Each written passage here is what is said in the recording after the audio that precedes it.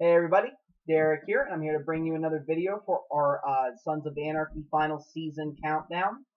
We're about less than a month away from the final season of Sons of Anarchy, and in order to help us get there, I'm going to be doing some review videos on Sons of Anarchy's episodes, some of the big plot lines, as well as a couple of videos on what's to come. There's some new information coming out for several of the episodes and the season as a whole, so I'm going to be doing some videos on that. And today what I'm going to do is I am going to do a video on just season 1, episode 7, which is Old Bones.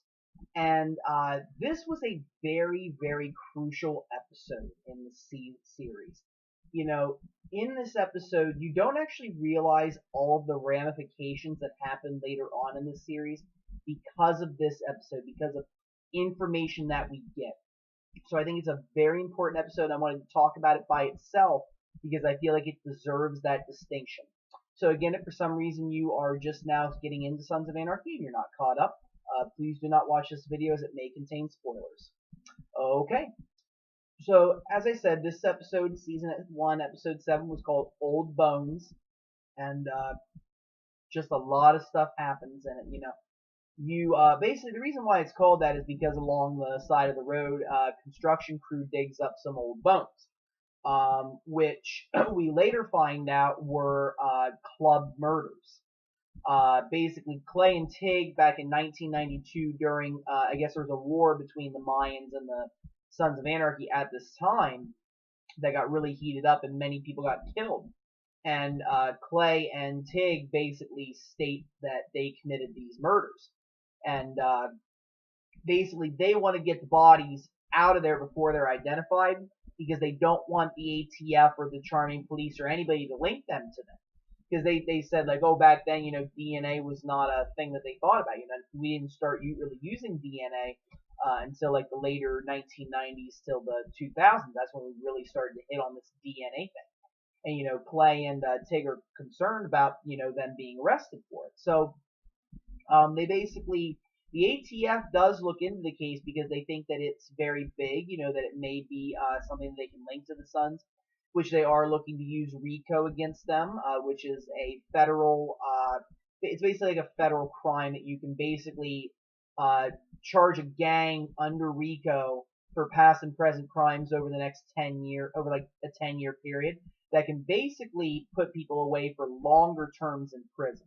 So it's very useful for our, criminal justice individuals who are trying to, dismantle some of these, big mafia gangs and, even motorcycle gangs, gangs along the streets and various other criminal enterprises. So they're trying to link these 1990 murders to them because then it shows the 10-year period.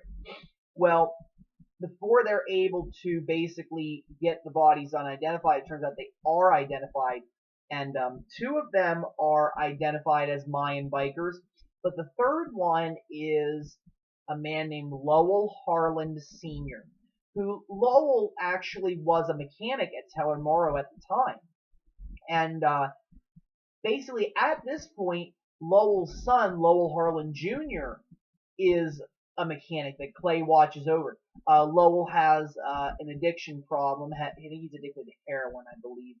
And he has a son, Moby, and he tries to be a good father to Moby, although there's conflicting feelings about that. But basically, Lowell being an addict, they try to give him a little bit of structure. They try to help him out so he can provide for his family and be able to lead a life better than his father. Well, the thing about this episode is that there's so many, like, you don't know the truth because there's so much that's thrown out. And basically, Clay wants to hide something about this crime, which we don't really understand about at the time. But basically, Jax ends up going downstairs and finds Clay and Tig going through the bodies, and he's like, whoa, whoa, whoa, this is Lowell Harland Sr. Lowell Jr. does not know that his father's dead. Lowell all this time has thought that his father just abandoned him, is out there somewhere in the world. And basically, Clay tells Jax that Lowell was killed by the Mayans. That basically it was a bloody war during this time. People were getting killed on both sides, family members included. And he claims that Lowell was killed by the Mayans. and Clay and Tate killed them in defense. Well, the police realize that Lowell Sr. was actually probably killed by Clay. And what they basically end up doing is they call Lowell into the police station to kind of fill his head with these ideas so that he might actually, rat on the club. Their thought process is that if they poison his mind, which I mean it turns out in reality almost to be true, but if they're basically able to fill him with these feelings that Clay has betrayed him, that they basically, been lying to him all this time, that they're really not his friends, he's not a friend of the club, then maybe Lowell might rat, and give them information on some of the stuff that the Sons have been doing. So Lowell finds out about this. Hunter puts a stop to it before too much can happen. Basically gets him out of the room from Stahl and Hale, who were basically trying to feed him this information. And Lowell ends up going and getting high again and left his son back at the clubhouse without any supervision. Clay goes to the a hotel where he finds, or a motel, I guess, where he finds Lowell high. I mean, and he's basically frustrated at the kid, and basically, Lowell confronts him. He's upset about, finding out the truth. He feels like Clay lied to him, which is totally understandable. But, Clay sees Lowell as, somewhat of a liability. The fact that he is an addict, he might be, susceptible to coercion more by, the police. Sometimes, the drugs do a lot to the brain. They really do. And, just enough information could get Lowell to rat. So basically, Clay is pondering, do I kill this guy now? Do I give him a chance? What do I do? And basically, Clay tells Lowell a little more about the story that he didn't tell Jax. Clay tells Lowell that he killed Lowell Sr. because he was a junkie, he was a rat, and basically he was posing a threat to Lowell's life. And he wanted to kill him so that way he could save Lowell. And, Lowell buys the story and basically says, oh, well, you may as well kill me, Clay, because I'm just going to end up just like him. He feels like he is basically his father reincarnated, and basically asks Clay to kill him and take care of Moby for him. So kind of like following down the line again for Clay. But Clay ends up not killing him. He ends up sending Lowell back to rehab, and Lowell really doesn't have much of an appearance after this. I think we see him once in the season 2 premiere, I believe, but after that he's really non-existent. So, but it is very interesting because there's more to this story than meets the eye. And right at the end of the episode, you have Clay tell Gemma, hey, Jax found out about the bodies and about Lowell, and I told Jax a little of this, but I told Lowell a little more, and the rest stays history. And you realize there's more to it. And you always wondered, will it ever come back around? Which eventually it does come back around, and there's more truth to it. But I won't say so in this video. We'll wait till we get to that point in the reviews, and I'll explain more about that. But, it was very interesting, seeing what the Sons had done before. And also that there was a little more mystery to stuff, and to see just how the lies and just how this club can manipulate each other. I mean, Clay is very manipulative. Say what you want about him, but he has goals in mind. Just like back whenever he dealt with the rapist, Tristan's rapist, he, I think he did it partially out of his heart. He doesn't want to see anybody get raped, and he doesn't want that reputation of charming. But the other reason was for, political gain over Elliot Oswald. He was basically going to put leverage on Elliot to make sure that he doesn't go out and develop the town. So he always has like these ulterior motives. And you see that he didn't tell Jax the whole truth because he doesn't want Jax to, follow down more on that path and find out more information that he may not want Jax to find out. So you see how this plays into, how Clay is as a character. And that he's only going to reveal what he has to. He does communicate a lot with Gemma, but that's about it. So it was definitely good to see that part of their relationship.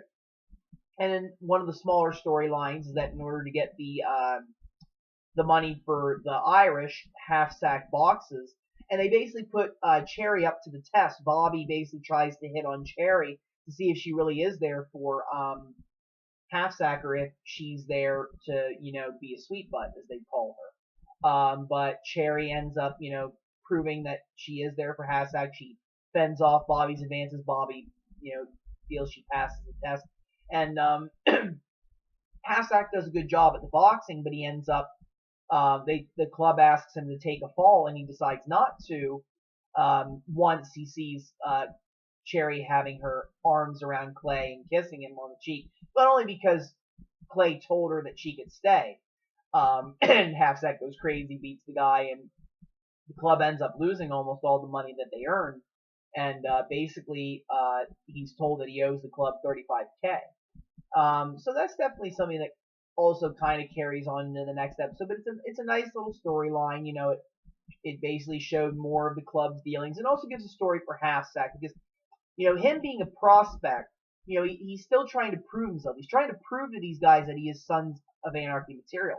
I mean, prospects can go through the club, and they don't have to be patched in. If they feel like the person's not qualified, if they feel like there's something lacking, and they say, if even just one member says, no, I don't want him in the club, it can be enough for him to not make it, and Halfsack has to prove himself. So he definitely has a struggle going on with that. And then the other main thing that happens is Cone, Tara's ex-boyfriend and the ATF agent who came. Basically, we find out that really he's not there in order to investigate the Sons of Anarchy. He's not there on police business. He's there to stalk Tara, which he was doing, but we kind of felt like there was a two-sided, reasoning for why he's there. But it turns out that it's because he is stalking Tara. And basically, he sees that Jax is a threat to his being able to get back with Tara, because unfortunately Cone is very obsessed. He ends up breaking into Jax's house, and he vandalizes Abel's bedroom, and he pees on the rug, which I always took it as he was marking his own territory. That's how I at least felt about it. He's just nuts. I mean, he goes over, he X's out Jax from the picture. It's kind of like saying, hey, I'm gonna eliminate you from this picture, and I'm gonna get back with Tara. So Jax goes out, gets revenge, ends up beating Cone up and throwing him out a window, gets stabbed with scissors. I mean, it's a very brutal scene, but definitely one that was long coming. I was wondering when those two are going to finally come to blows. And, Cone is basically kicked out of the town. He's going to go press charges. So Jax sees that he leaves town. So definitely a lot goes on in this episode. You really get to see just how creepy of a villain Cone is. You get to see, like some of the old club secrets, and just to see how lies really do play a role in Sons of Anarchy. There are more to come. I mean, you see, basically, this was the beginning of showing just how much these guys do lie in certain respects, or hide things from people. Almost like, you also saw a hint of that in Funtown, when Clay didn't tell Jax that he was really doing this in order to get, he wasn't really just trying to get the rapist because it was the right thing to do. He was also doing it in order to put leverage on Elliot. And Jax is like, wait, if you don't tell me what's going on, then we can't be a club, we can't be in line, and we can't be a brotherhood. And that's true. And you see that even though there is a brotherhood, it's not a true 100% brotherhood. And it definitely is interesting to see how they dismantle as time goes on. But, it's a great episode, and I felt that there was so much that went on that it had to be on its own. So again, I want to thank everybody for watching.